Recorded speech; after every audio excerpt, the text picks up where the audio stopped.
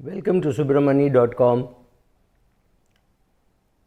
Having muted return expectation seems to be very difficult for many investors and almost impossible for financial advisors to deal with on a regular basis with clients.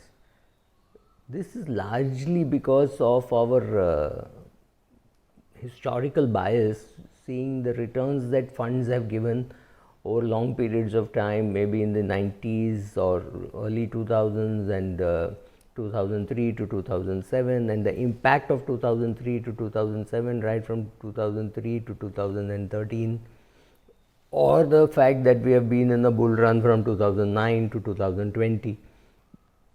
Even though we've been on a bull run, we've not seen those high double digits. High double digits, I mean 20% kind of return, CAGRs, for a very, very long time. And I don't think it is going to happen very soon, if at all. So, asking people to have muted expectations seems to be very difficult. So, I have to quote a little from Jason and look at what he says about the American context, then we will adjust it to the Indian context. I had written about a few years ago, this is perhaps in 2017, that this is what Jason had said from his blog. And he says, in the US, the return expectation for the next decade is pretty bleak.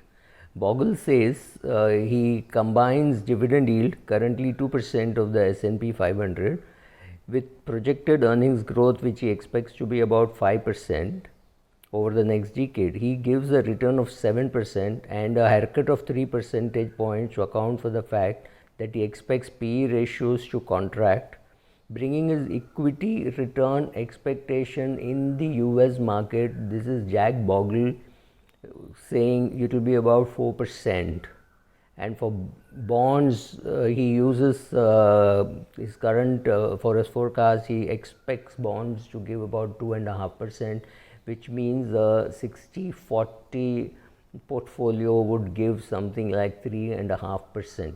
Now, India will not be that bleak, also because we are growing at a higher number simply because our base is small. And we will have inflation, we have a younger population, so there will be more spending. But I do not think whatever you do, you are going to see returns in high double digits. High double digits, I mean in the 20s for 20s at all. Even in the high teens will not be possible. Expecting to get anything more than 11-12% in equity now going forward for the next few years is very difficult.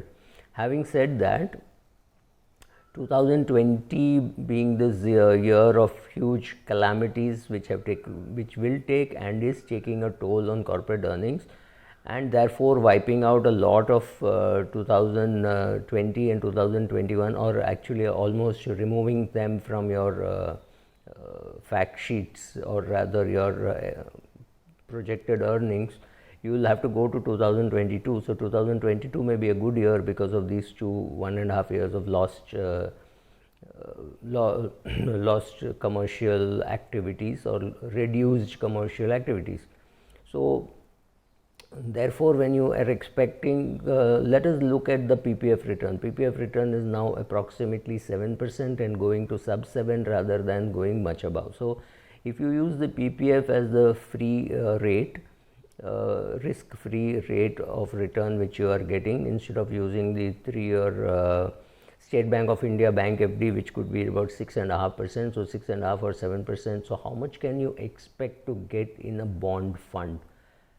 About 200 basis points above this, 9% if you can get, which means the fund is getting about 10%, to take off a percent for expenses.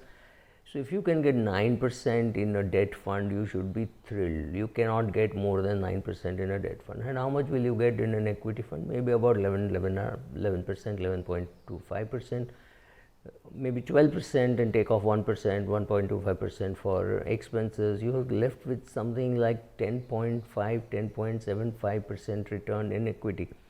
Now, what was likely to happen is 2 years you might get -1 or -5 or something like that, and which means 2022 you will get a massive 30% or 32% return, which is just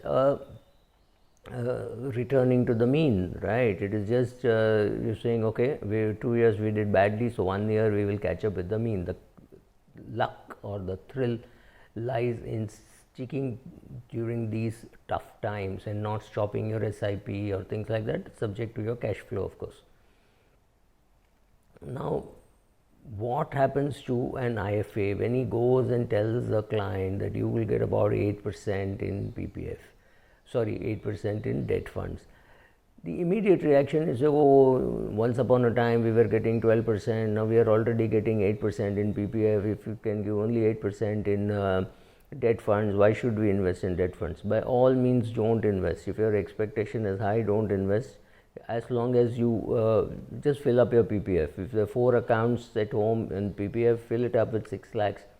Beyond that, when you don't have a choice of where to put, you still have your NPS, so put money in NPS if that's what you like. And after that, you come to the debt funds, right? So, what happens by this is, and then you see what happens, because what your IFA tells you, what your financial agent tells you doesn't really matter. If he tells you 7% and you end up getting 9%, you get to keep 9%. But if he tells you 9% and you get 7%, you get to keep only 7%. And with anger saying, "Arey, you said 9%, he doesn't have a clue." And if you think you know better, you can take a guess, but given the circumstances, this is what is likely to happen. Now, change the scenario. Assume a lot of Chinese based companies, or rather companies which have a manufacturing base in China, decide to come to India, and there is growth and interest rates go up, right? We are right now assuming that interest rates are headed down for the next 6-7 months, which means we are in June, so maybe till February, March. None of us are expecting the interest rates to go high, and we could be completely wrong, right? If demand goes up and therefore more production happens, and there is general increase in the commercial activities or the economic activities, obviously interest rates will go up. If interest rates go up and the GSEC goes up, the 10-year GSEC goes up, obviously the return from your PPF is also likely to go to something like 8%, which will push the debt funds to get about 11%, which might push your equity returns to about 13-14%. But that's it. You're not going to see 19% and 20%. But remember, when I'm telling you the mean. The standard deviation is a big game spoiler. So 1 year, in the next 10 years, 1 year you could see a 60% return in equities, and then the catching up with the mean will happen, right? So you have to worry in equity returns, you have to worry more about standard deviation rather than the average return. The average return makes no sense, because I can tell you, oh, I made so much money, but if you came to the party after the year when I got 60%, you are not going to make that much money. You are going to be hampered by the return to the mean, that the return to the average, which is return to the mean, which is happening because of the markets, right? So be aware that having high expectations is the problem. Don't have high expectations. If your customers think you need to have high expectations, they are wrong. Be able to tell them that you can't get too much of returns in equities going forward. If that does not suit you and you think you should be in debt funds, so be it. And in debt funds, if you're scared and you want to be in liquid funds, rest assured you will get something like 2.5-3% return. And if you're not happy with that, you will have to again come back to equities or come back to slightly higher risk debt funds, right? Thank you.